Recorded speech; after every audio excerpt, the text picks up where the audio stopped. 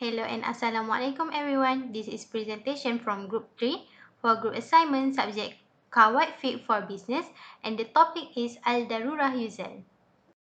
Introducing our group member, Aina Najwa binti Rozaiman, metric number 272619.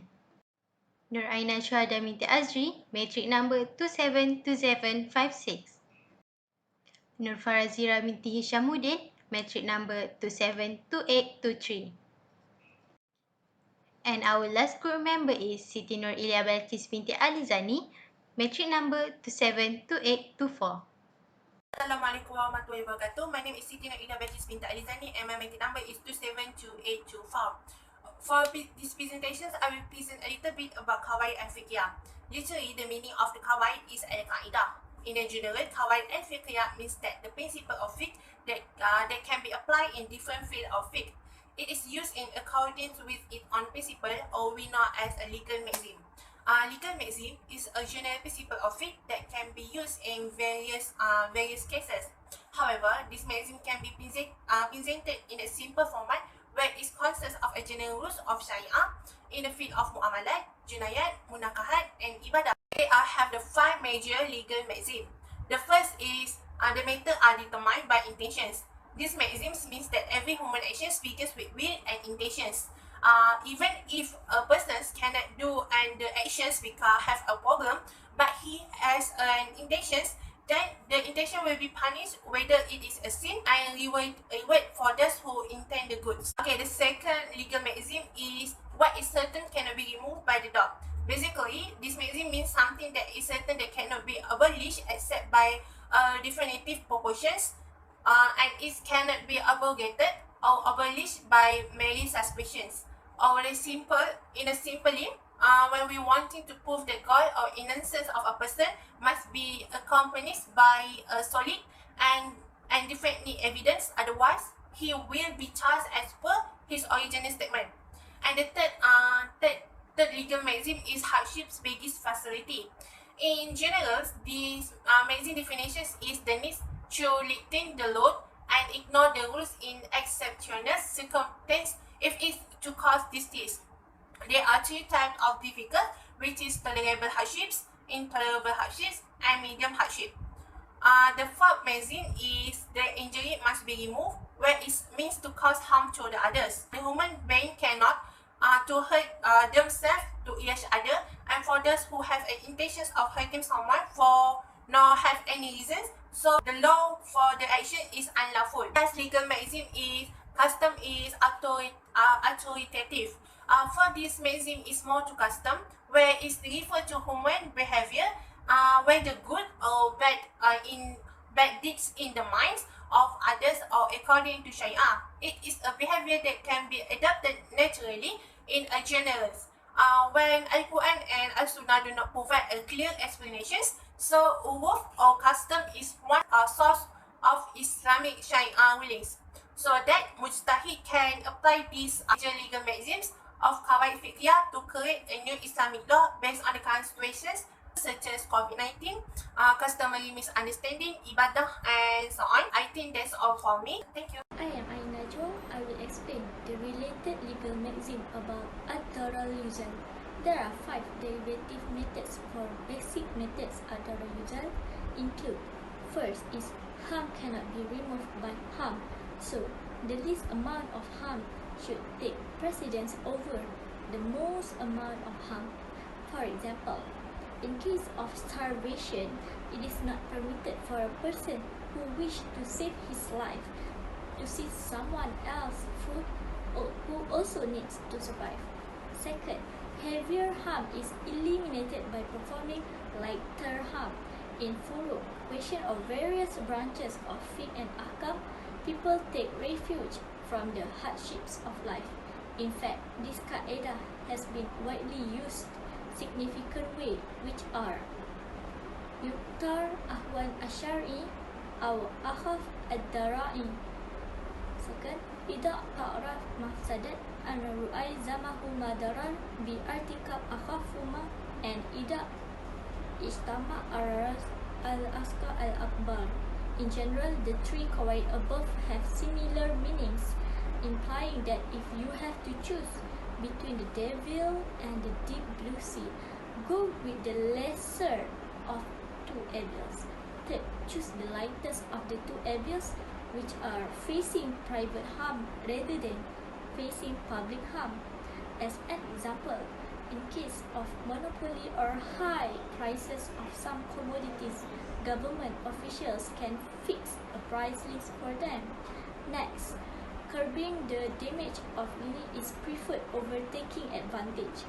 Preventing harm takes priority over achieving benefit. For example, if there is no secure place for taking a necessary shower, a woman may postpone performing salah, since exposing her body is a great mafsadah. As narrated Ismail that Malik that Abi Azinad that Al-Araj that Abu Hurairah radhiyallahu anhu, Allah Messenger Rasulullah sallallahu alaihi wasallam said, "Whatever I forbid, you must leave it without delay, and whatever I command, do it as much as possible."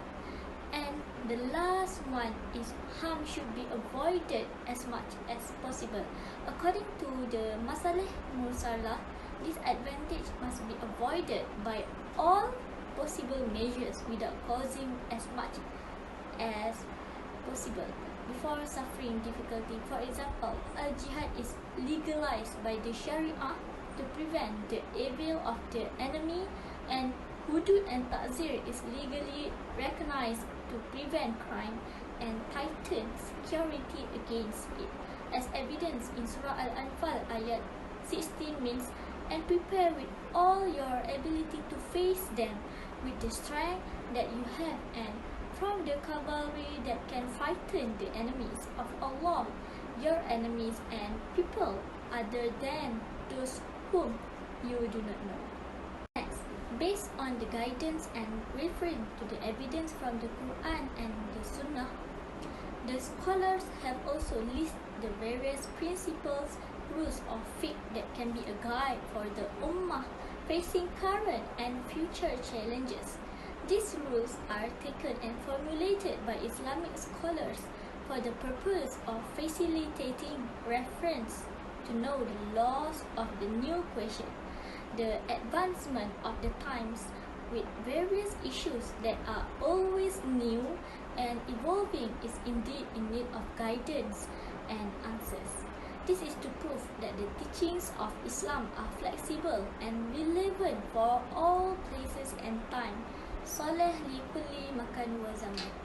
For efforts to prevent transmission, outbreaks, and protect lives, emergency status and difficulties occurring are referred to determine his law. Therefore, Islam forbids harmful acts and harms others in its environment, whether family, community, or people in its country, regardless of religious differences. Thus, the best scholars of Usul Fiqh formulate important method known as QAWAID FIQH, namely La Darar wa La Dirar, which emphasize the need to disappear and eliminate all the harms that are certified by Sharia.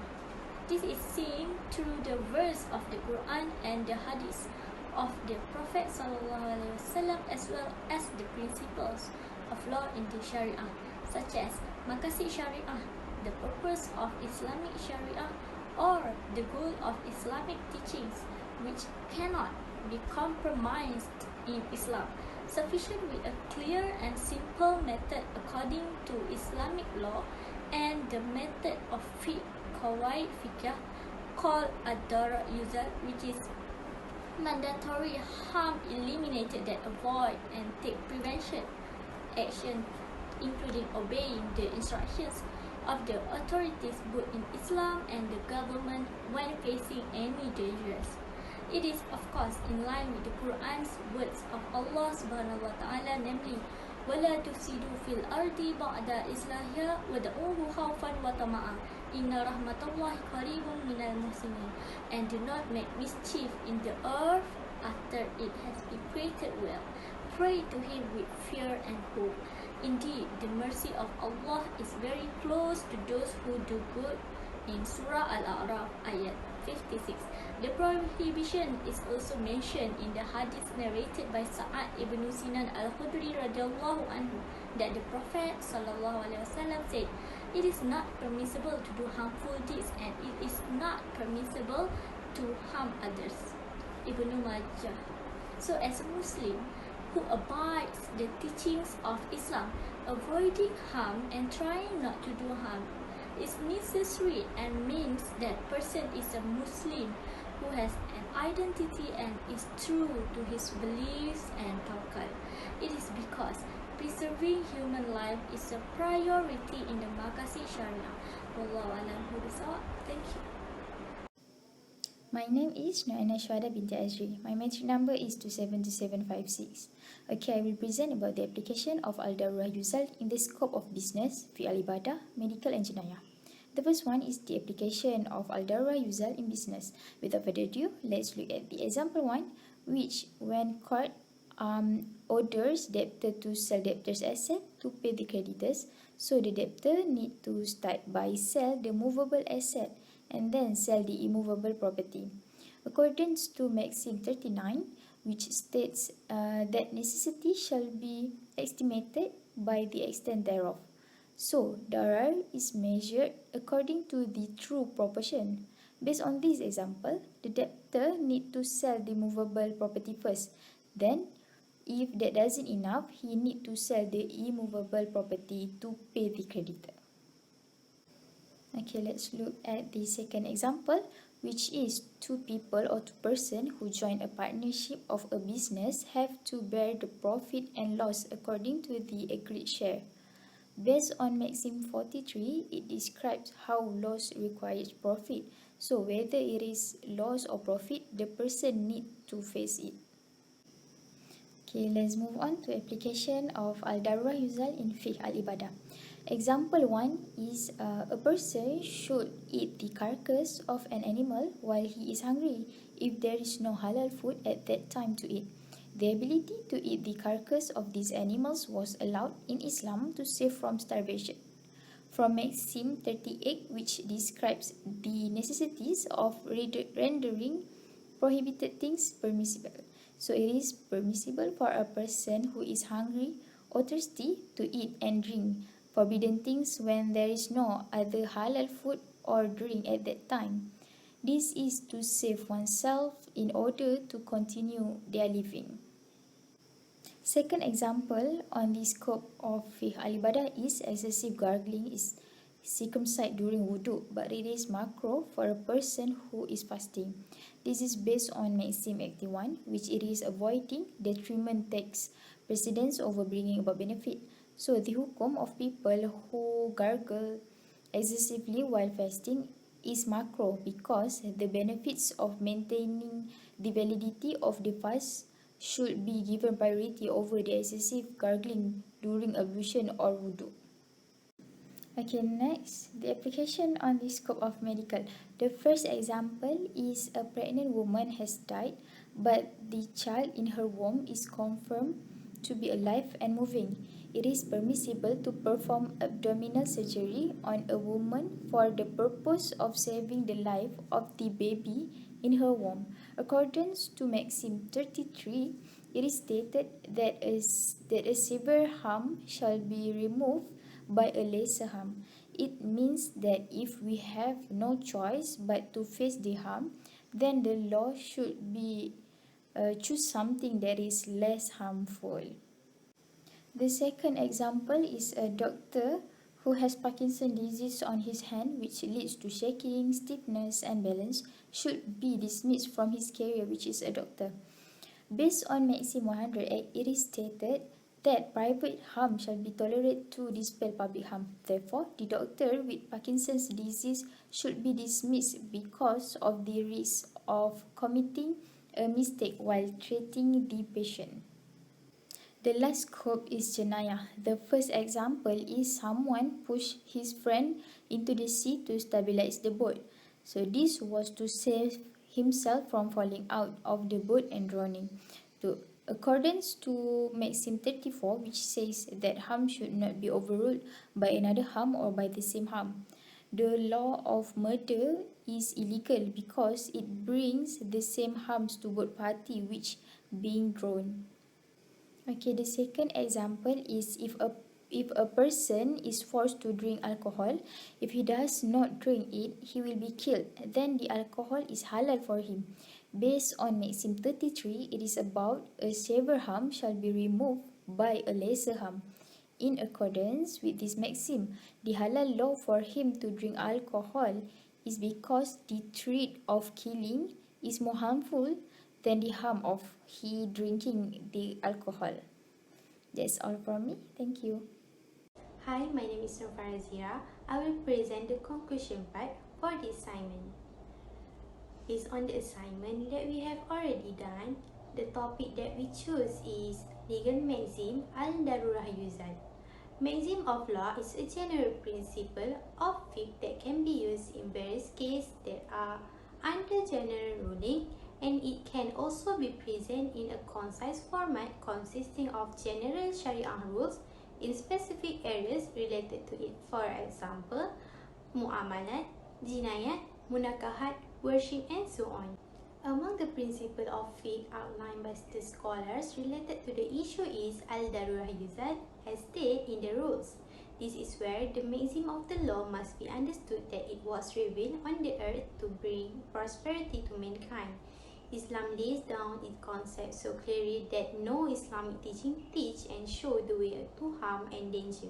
Thus, the best scholars of usul fiqh formulate an important method known as QAWAID fiqhiyah, namely la darar wa la dirar, which emphasize the need to disappear and eliminate all the harm that are certified by Sharia. In a conclusion, the method and principle of compulsory elimination of harm was taken with the aim of achieving one of the principles of Maqasid Sharia and the purpose of Islamic teaching, and the reason for the revelation of the Quran is to take care of human life. As a Muslim who abides by the teaching of Islam, avoiding harm and trying not to do harm is necessary and means that person is a Muslim who has an identity and is true to his belief and tawakkul. We have been at the end of our presentation. Hope you like it and all the information will be helpful for you. Thank you and see you again.